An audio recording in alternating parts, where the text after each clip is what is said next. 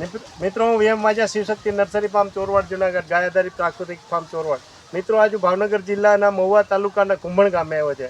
કુંભણ ગામમાં એક ઘણા વર્ષોથી એટલે કે અનેક વર્ષોથી કુંભણનો જમાદાર પ્રખ્યાત છે અને આ કુંભણનો જમાદાર છે એની આ બર્ડ એટલે કે સાઈન અમે આંખો લીધેલી છે. હવે આ કુંભણના જમાદારની અત્યારે સાઈન લઈને અમે જુનાગઢ જિલ્લાના અલગ અલગ ગામોમાં આના પ્રયોગ કરી રહ્યા છે અને આજે જે દાદા લઈ આવ્યા છે ને એના દાદા પરદાદાથી લઈને 100 વર્ષથી વધારે પેલા જૂના ઝાડવા આ કુંભળના આંબાની કેરીના વેરાયટી છે. હવે આ દાદાજી છે. દાદા તમારું નામ શું છે? કરીમભાઈ.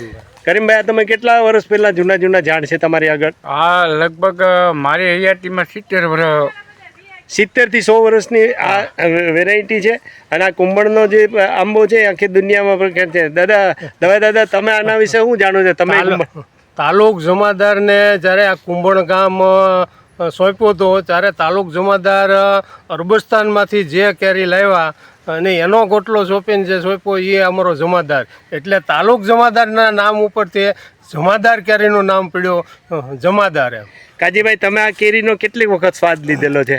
અનેક વખત. અમારે તો સાહેબ ઘરની કેરી છે એટલે સ્વાદ લેતા જ હોય. તમે અત્યારે ક્યાં જે ગુજરાત સિવાય ક્યાં રાજ્યોમાં મોકલો છો? ઘણા રાજ્યોમાં, મુંબઈ, મહારાષ્ટ્ર, વાપી, દમણ, દીવ, બધું રાજકોટ, ભાવનગર, તમામ જગ્યાનું અમે ડેવલપમેન્ટ કરીએ છીએ. તો મિત્રો, આ તમારે જો આ કેરી ખાવી હોય ને તો તમે એકવાર કુંભળની મુલાકાત કરજો.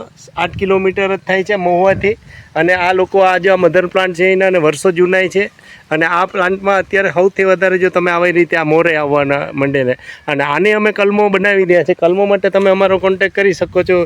VM વાજા શિવશક્તિ નર્સરી ફાર્મ ચોરવાડ. ભાઈ, તમે આ આંબામાં અત્યારે છે એ કઈ દવા છાંટો છો?